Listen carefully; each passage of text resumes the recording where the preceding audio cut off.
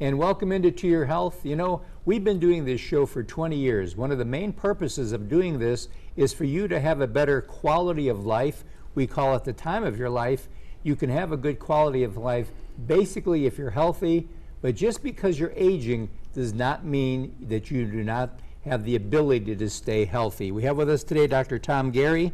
You are with the Alabama Department of Public Health. That's correct. Used to be my personal physician. I was in practice for 30 years here in For Montgomery. 30 years. Yes. And you probably, you saw me go from the good to the bad. One of the biggest things he kept telling me, you know, Jack, I think you're borderline diabetic. You know, Jack, I think you're, then one day I walked in there, he said, Jack, you've crossed the border. Ooh, don't want to do that. That's a tough one to hear, It but is you a know, tough one. but the big thing about it is, yes, I will cross the border, but a lot of people, they want to go into denial. I said, okay, what do I got to do next? That's right. What do we got to do next? And you know, I'm still here. That's right. And you really did change your lifestyle, and that's what's did. critically important. Nutrition plays a tremendous role in how well we age. There's growing evidence that the doctors were not exactly on the right track when I was your physician.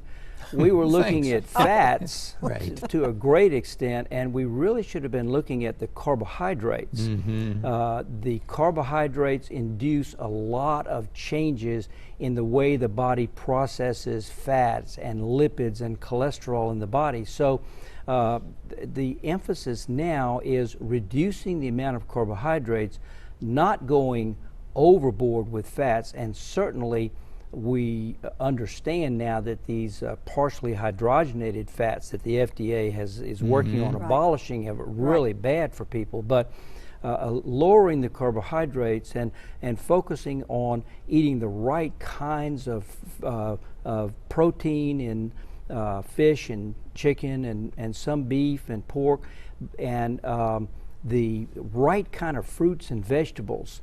The dark-colored fruits and vegetables, the plums and blueberries, Blackberries, cherries, cherries. and pomegranates, and all of these kinds of things, and dark chocolate as well. Ooh. These That's things good. have antioxidant chemicals in them that have been shown to, in people who eat them on a regular basis, have less loss of brain function than people who avoid eating those kinds of fruits and vegetables. And so it just makes sense that eating from various food groups, from the garden, the vegetables, the fruits, and on the side the meats and the oils and the fats like avocados and butter and cheese, things like that, makes sense, because that's what we ought to be doing, just sort of grazing in a whole different pasture of foods and not just sticking to steak and potatoes. So that is the message, I think, is to eat in moderation, but to focus on reducing the carbohydrates. Potatoes are not bad. Rice is a little better. Brown rice is certainly better, but you know, we start out early in life just getting sort of addicted to sugar and cakes and pies and cookies and things like that. And that's where the problem is. We really should limit those things to special occasions and stick with the things that are nutritionally dense, that really help us to accomplish our goals, to avoid being overweight. And overweight is associated with so many things, with diabetes, with degenerative joint disease and spinal disease that impairs people's ability to exercise. So it's a vicious cycle.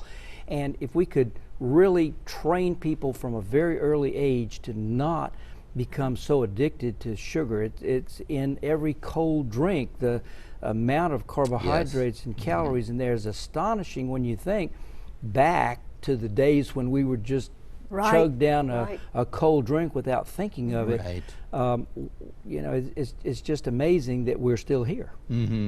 That's right. That is very true. It is amazing that we do have a lot of resiliency, so it's never too late to understand a little bit more about our health and start making these changes slowly and eating better and increasing our activity and our exercise. It's never too late to do that. I love that, because it's never too late actually to, it's like if you smoke, stop. Stop. You know, Absolutely. don't ever adopt That's that right. attitude of it's Right. too late. It's not. Exactly. And it's amazing what happens to your lungs and your body when you stop. I don't care if you've smoked 50 years. You know, That's right. you're right. That's right. I have one question. Yes. Eggs. For Eggs. years we heard, don't eat eggs. Where are we on eggs? Eggs are not considered nearly as bad as they were 20 years ago. Eggs are high in protein and they have essential amino acids in the egg whites. The yolks have some cholesterol in it, but you know, if you're maintaining your weight and your exercise, it's the body's production of cholesterol Right. that's the real problem. Okay. The amount that we take in is much, much less of a problem. I wouldn't eat a dozen at a time. But the amount of cholesterol that we take in within moderation plays a small role in the vascular disease that is so devastating to the brain and the heart and the blood vessels and the kidneys. That's what we want to avoid. Good. Well, thank you so much, young man. Very wonderful advice Thank over you. the past 3 weeks. We're going to get you back again. Great. Okay, I'm I'll looking look forward at your to it. calendar, you look at my All right, calendar. thank you. And just remember, as Dr. Geary said, watch what you eat, and remember that today is the first day of the rest of your life. Start today, and you're going to have a more healthful life. We'll be right back right after this.